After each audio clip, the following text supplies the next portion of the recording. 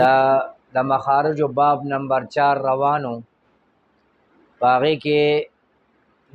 درس نمبر 35 کې خبره کو تاسو اوه مخارج پورا کړل د دې نه پس چې کوم مخارج را روان دي هغه تعلق د غاښونو سره جبه د غاښونو سره جنگيږي نو د غاښونو د جبه حصے خو تاسو معلومي کړي د عربی کې نمونه او د هغې نښې نشانې معلومې کړي دي اوس د غاښونو تفصیل په عربی کې زده کوو ځکه په مخرج کې به د غاښ نوم اخیستی شي چې د غاښونو مونږ تفصیل وکړو د دې تقسیم څو د شپږ قسمه تقسیم شوي دي تفصیل یې دا دی چې د انسان په خوله کې 32 غاښونه وي 32 غاښونه وي بره جامه کې 14 او لاندې جامه کې 14 د 32 غاښونو تفصیل دا دی چې مخامخ څلور غاښه ایک نمبر قسم ثنایا مخامخ څلور غاښه بره دوه لاندې دوه مخامخ بالکل سیده دې ته ثنایا ویلی شي بیا دې بره ته ثنایا علیا وی لاندې دو ته ثنایا سفلا ښکته ته وي علیا پر اوپر ته وي نو دا څلور غاښونه دي ثنایا او ثنایا مطلب دا د مس نه مطلب دوه برغونه دا دواړه برغ دي په منځ کې بل غاښ نشته دي ورپسې دویم قسم رباعیات جمع شوله دا د ثنایا چې دوی پیژندې سره خوا کې خي طرف ته ګس طرف ته لاندې بره یو غاښ څلور غاښونه شو دا ته رباعیات وي د رباعیات مطلب دی رباع یربع رباعا د ټهر نه ایسارېدل دې کې دا خوراک اوړي راوړي ځکه ورته رباعیات وي انیاب دي ورسره خوا کې دریم نمبر قسم د رباعي چې دوی پیژندې سره دن نظر یو غاښ نوکدار غاښونه دي څلور غاښه دي بره لاندې جامه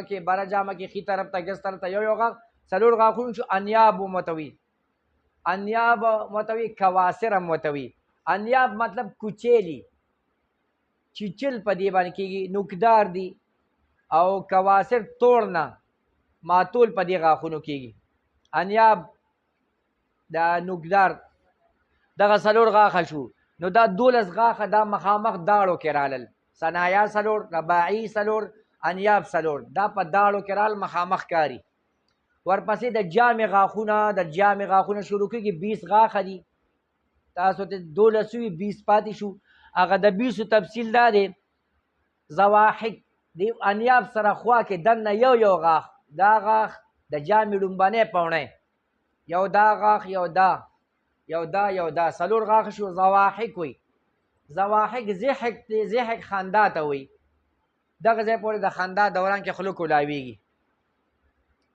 نو زواحق ورته ځکه وي څلور غاښونه د جامو نه وشو بیا د دې زواحق سره خوا کې بره جامه کې 3 غاښه لاندې جامه کې 3 غاښه خي طرف ته ګس طرف ته 3 غاښه زواحق پسې دننه ځای د جامو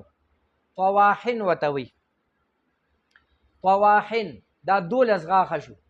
طواحن مطلب د پیس نه رګړ نه میده کول دا خوراک دې سره میده کېږي ځکه ورته طواحن وي او دا په خولې کې د دغه غاښونو کمی وي نو دغه بیا خوراک څوک نشي کولی د ټولو اخر کې د طواحن نه اخر کې اخوا یو غاښ دې خوا یو غاښ لاندې بره جامه کې خي طرف ته ګس طرف ته یو غاښ د ټولو اخر کې نواجز ورته وي نواجز مطلب ناجزة العقل عقل کامل کېدو والا داړه نو دغه چې راوخیږي دا د 15 د 22 سال د 20 سال نه پس راخیږي دغه غاښونه د ماشومانو نه وي نو دغه سره د هغې عقل هم کامل شي نو بیا د جامع غاښونو نومونه شو زواحق څلور غاښه طواحن 12 او نواجز څلور دا 20 غاښونه شو دا د جامع غاښونه دي دې ته په عربی کې اضراس وي اضراس په عربی کې جامو ته وي نو دا ټول تفصیل برابر شو د دې نه پس چې کوم مخارج دي انشاءالله د هغې تعلق د غاښونو سره دی